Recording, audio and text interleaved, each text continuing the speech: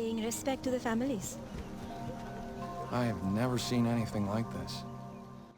In Far Cry 4, the player takes on the role of a man thrust into a world teeming with life, natural beauty, and unfortunately civil war. Quickly after learning his father and mother were the leaders of the resistance, the Golden Path, the player joins these rebels in an effort to liberate the country from the dictator and primary antagonist, Pagan Min. From here, the game truly opens up, allowing the player to take on a variety of mission types in a multitude of styles. While Far Cry 4 has a number of light RPG elements that range from skill progression and weapon unlocks to crafting and currency, at its core it's an action game with the freedom of choice. Not choice in the sense of how many other games describe it, where the player choices affect the progression of the story and branching dialogue trees, but choice in how the player attacks each objective. Choice on which objectives to attack and when to attack them. The general core loop of the game is actually fairly simple. Liberate enemy outposts to establish safe houses and hijack radio beacons to reveal large swaths of the map. Doing these makes it easier to engage with campaign missions which move the story forward. Mix in a few or many side quests to power up the player character, rinse and repeat. The X factor that prevents the above loop from becoming laborious is all the interlocking systems at play. Animals, enemy soldiers, allied soldiers, and even ordinary citizens are in constant motion and interaction, which can make traveling from objective to objective an interesting journey in its own right. The primary pillar of Far Cry 4 is free will. An outpost can be taken by stealthily eliminating every guard without anyone noticing. An outpost can also be taken by the player literally riding in on an elephant and wreaking havoc.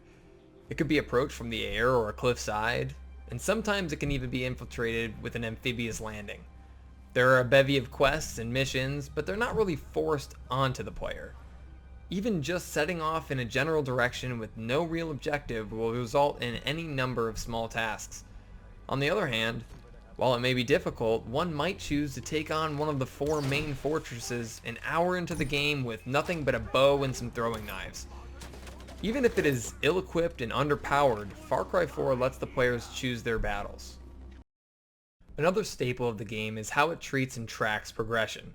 Nearly every accomplishment is kept track of, and there's a lot to accomplish. Main quests, side quests, destroying propaganda, liberating outposts, hijacking radio towers, karma events, crafting upgrades, unlocking weapons, unlocking vehicles, and plenty else I don't have time to mention.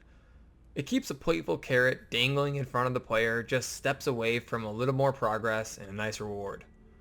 This type of tracking also helps the player set their own short and long-term goals, which ties right back into the first pillar of free will. Things like, I want to clear all the outposts, becomes a lot more tangible and potent when the game is reinforcing it every step of the way. Finally, Far Cry 4 is about spectacle and immersion. There isn't any one thing that makes this happen on its own, but all the interlocking systems that bring out emergent gameplay and interesting unique moments that will end up being the things players remember fondly long after they step away from the game. Personally, I had one vehicle chase sequence end quite abruptly when the enemy truck crashed into a wandering rhinoceros. I thought I had won the day until out of nowhere an eagle swooped down on me, causing me to panic and fire my weapon. This accidentally provoked my truck-bashing rhino savior to attack me. I thought we were such good friends.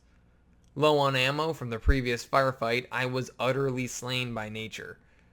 It's when Far Cry 4 creates those types of share-worthy experiences that it really shines. The compass is extremely useful for assessing situations and strategizing an approach. Marking targets is intuitive and quick. It's also just a great way to look at all the beautiful scenery. There is a ton of iconography to parse in Far Cry 4, but good initial mapping via shapes and color schemes along with constant inline text reinforcement helps the player quickly internalize this imagery and its meaning. The colorful and almost infographic-like approach to displaying progression is not only cool, but immediately conveys the time and effort the player puts in to accomplish everything they've done in the game. Having no quest log removes the sometimes cumbersome aspect of quest management and puts more emphasis and importance on the map. Having only one active quest helps keep the player focused in a world that can be pretty overwhelming.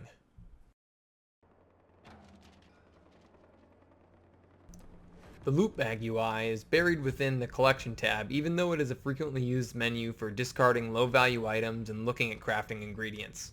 Meanwhile, crafting is done on a completely separate tab and only shows applicable ingredients. This is made worse by the fact that craftable items cannot be quick sold at trading posts, which infers to the player that they have some other special value. But if none of the current craftables include that ingredient, the player doesn't know when or what to use it for. This causes a frustrating amount of items with an ambiguous value proposition being stored long term in a loot bag with finite storage. As a player, do you sell bear skins or hold out that they might be used in a future craftable item you just can't see yet? It feels like a waste to sell it. After all, the game is recommending it be used for crafting. The autosave and respawn system can be frustrating at times and feels inconsistent and arbitrary. On some respawns, the game will launch right back into a long, unskippable cutscene that the player has already seen, maybe more than a few times. Paying respect to the families. I have never seen anything like this. Sometimes the player will respawn with a different equipment loadout than the one that they had going into the mission with. The point is, death is already a frustrating experience in its own right, so anything that potentially makes it more cumbersome should be avoided.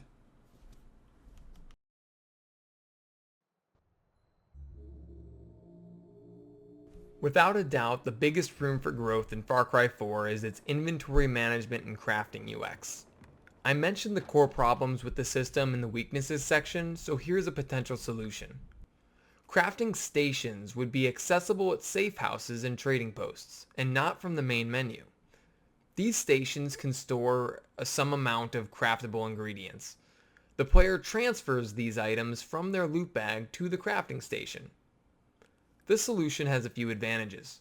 It's more satisfying for the player to not have their loot bag partially full of crafting items they don't want to sell but can't currently use.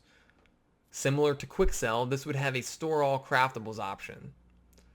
It would better support a longer or larger crafting progression. The current system would be difficult to scale up as it would only further accentuate the problem of taking too much space in the loot bag and being difficult to manage. Ultimately, this improves the core loop of the game, which was previously do stuff, go to your safe house, sell stuff, and purchase stuff. Crafting was part of its own separate, kind of smaller loop. It didn't really occur within the context of the core loop. But with the proposed improvement, it integrates much nicer. It becomes do stuff, go to safe house, sell stuff, purchase stuff, and craft upgrades. One potential risk with the crafting station improvement is that it could subvert the necessity of upgrading the loot bag capacity, since now craftable items would be stored at the crafting station. But the increased quality of life for crafting I feel justifies this particular risk. Truly, the main risk is that it adds complexity to an already pretty complex game. Maybe a more in-depth crafting system would be just a bit too much RPG for this action shooter. Maybe in-depth crafting isn't what Far Cry fans really want.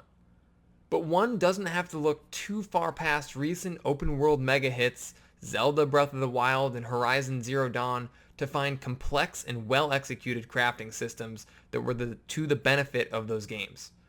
So while it might be a risk, it could be exactly what Far Cry needs. I want to thank those of you at Ubisoft who took the time out of what I'm sure is a busy day of game dev to watch this video, and I look forward to hopefully speaking with some of you in the near future. Until then, Greg Kozma signing off.